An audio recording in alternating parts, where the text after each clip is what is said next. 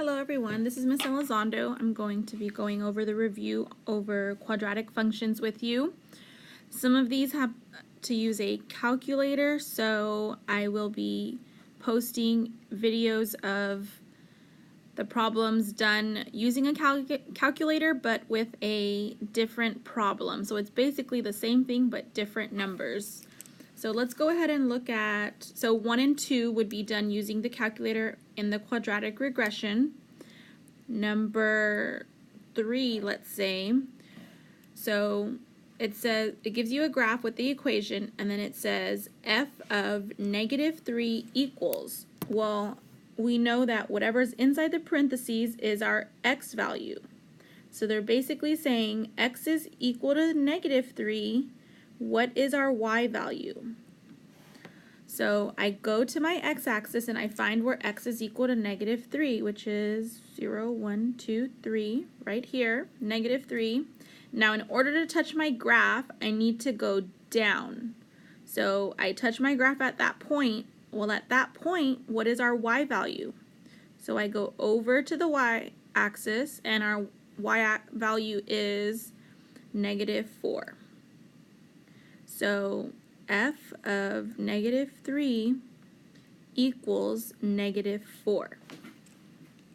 Now let's look at the next one. It says, what are the values of x when x squared plus 3x minus 4 equals 6? Now we could solve this using completing the square, but we already have our graph there. So let's go ahead and look at our graph and find where y is equal to 6. What is our x value? So I go to my y-axis and I find y is equal to 6. 1, 2, 3, 4, 5, 6 right here. Now to touch my graph where y is equal to 6 would be right here and over here. So then I want to know what that x value is when y is 6. So we look down and we have two values at -1, 2, 3, 4, 5, at -5, and at +2. So y is equal to 6 when x is -5 and 2. So now the next one over here, f of 1 equals what? So I want you to go ahead and try that one on your own and tell me what the y value is when x is equal to 1. You could also type your equation into your calculator under graph, pull up the table, and check to see when x is 1, what is y. Now, what are the values of x when 0.5x squared minus 4.5 equals 0? So they're asking when y is equal to 0, what is our x value? And y is equal to 0 on the x-axis, so that's our zeros right there. So what are the x values when y is equal to 0? And I'll let you answer that on your own. Okay, so let's look on to the back. So we're going to look at the first problem, and then we're going to see which answer that gives us at the top of the pink paper. So if we back this first problem, what are the solutions to 3x squared plus 7x minus 6 equals 0? So we have a calculator in class, so if we had a calculator, it's already in standard form. I would suggest typing this in without the equal 0 and finding your zeros. But since we don't have one at home, we're going to do our quadratic formula. So at the top, our quadratic formula is x equals -b plus or minus square root b squared minus 4ac all divided by 2a. So let's identify our a, our b, and our c. Our a is +3, our b is 7, and our c is -6. So let's plug that into our formula. What I like to do is put the parentheses and blanks in place of our variables and then input the numbers. So now I'm going to go ahead and input the numbers. So plug everything into your formula, and then you would find the solution to the positive first and then do the negative, the positive and plus and minus right there. Since we have plus and minus, we have two answers, and your answer should come out to, so when you calculate it either with your graphing calculator or in a regular calculator, you should get 0.667, 0 and -3, 0. So remember, 0.667 is the same thing as 2/3 in fraction form, which leads us to our next problem, which is, at the pink paper real quick, I want you to change two answers.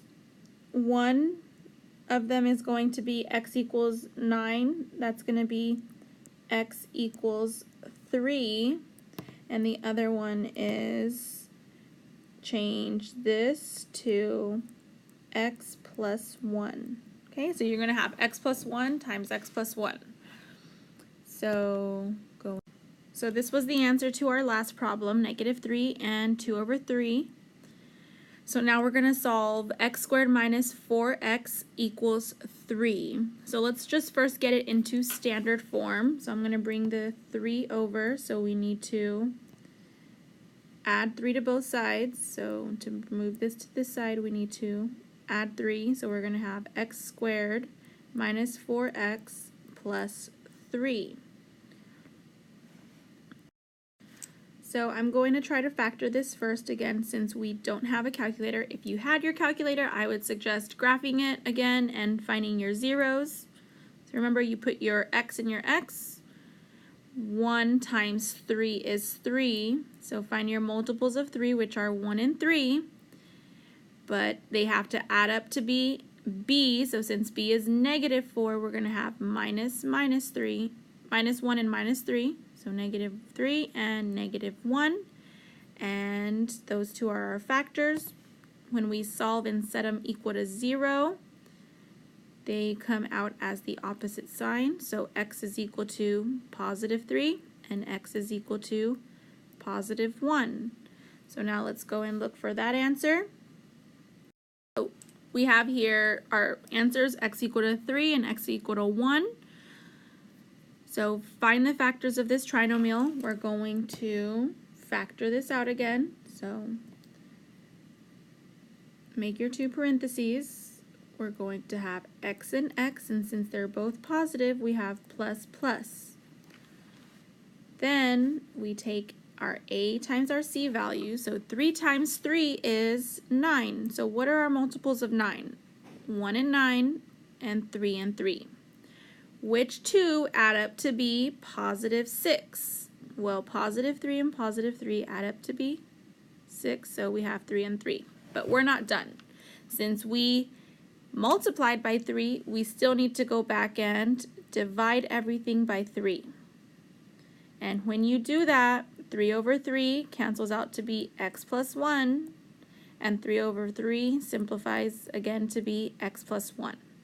So our two factors are x plus 1. So go and look for that answer. Okay, and here it is. So now let's go ahead and solve that problem. Solve for x. X squared minus 11 equals 88. Well, I noticed that we're missing a b, so I'm going to go ahead and solve this using the square root method. So first things first, we need to add 11 to the other side. Bring down x squared equals 99. Take the square root, because the opposite of squaring is square root. So x is going to equal, and if you type this into your calculator, square root of 99, you're going to get a decimal. But in front of that, you need to remember to put plus or minus, and our answer is about 9.94, or if you round it, it's going to be 9.5. So let's go and find that answer at the top of another problem. Okay, so here it is right here. We are going to solve for x, but everything is not on the same side, and we have an a, a b, and a c. So I'm going to go ahead and put it in standard form real quick. So we need to move everything on the right to the left-hand side. So 2x squared will become negative 2x squared. Negative 3x comes next, and then add 4 for our c value. So what I would do on this one, since we have a -2, I'm going to go ahead and solve this with the calculator. All of y'all should know the steps, And I'll also post a video of how to find your zeros using the calculator. Just remember, it's the same process, just different numbers. You could also solve this problem using the quadratic formula. When you solve using the quadratic formula or by graphing, these are going to be your two answers. So let's go ahead and find that answer, which is right up here. So again, we have a problem that is not in standard form, and it gives you a hint. It says set equal to 0 first. So let's go ahead and do that. So move your negative 12x to the other side. So we're going to have negative x squared plus 12x. And then move your positive 6 over, so that becomes negative 6. And let's go ahead and solve that. So I went ahead and solved this in your calculator, and you're going to get 0.523, 0 and 11.5. Closest answer is 11.48 and negative, one moment. Sorry, my answer over here should have been negative 0.523. Let's go ahead and find the zeros by factoring. So I'm going to have a negative 1 right here. So let's multiply negative 1 times 15, which is negative 15. And find our multiples. We have 1 and 15, 3 and 5. And now let's do our parentheses. So we have x and x. And to get negative 2 in the middle right here, we need to have our 5 as a negative and our 3 as a positive. So minus 5 plus 3. But since we multiplied by negative 1, we need to go back and divide by negative 1. So that gives us x plus 5 and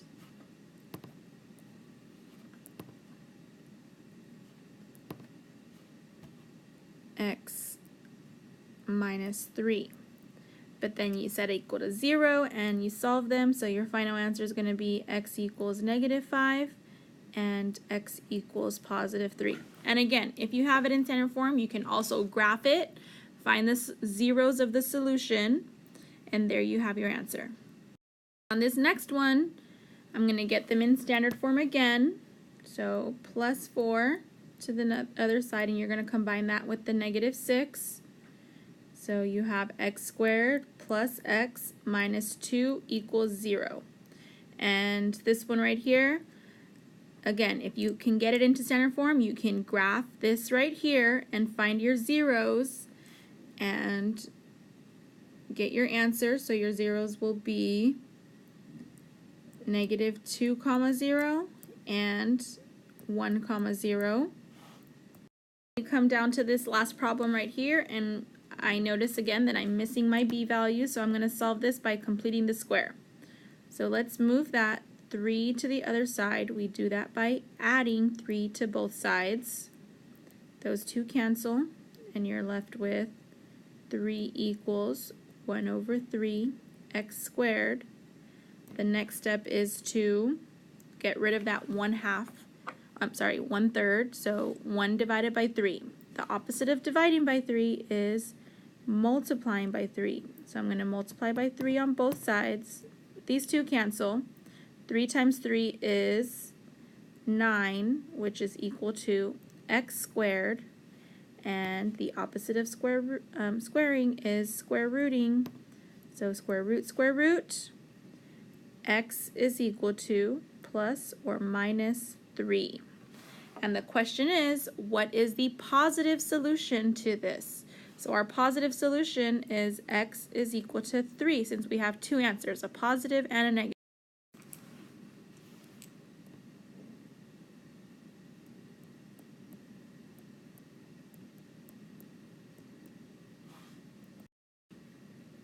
So we need to get rid of the square, so we're going to square root both sides, and those two cancel. then we're left with x minus 5 equals, so I know that square root of 12.5 is going to give me not so pretty number, or not a whole number. So what I'm going to do is I'm just going to leave it like that, and I'm going to write plus or minus square root of 12.5. And then our last step to get x by itself is adding 5 to both sides. So we have x equals 5 plus or minus the square root of 12.5. So you take the positive 5 plus square root of 12.5, which gives you approximately 8.5.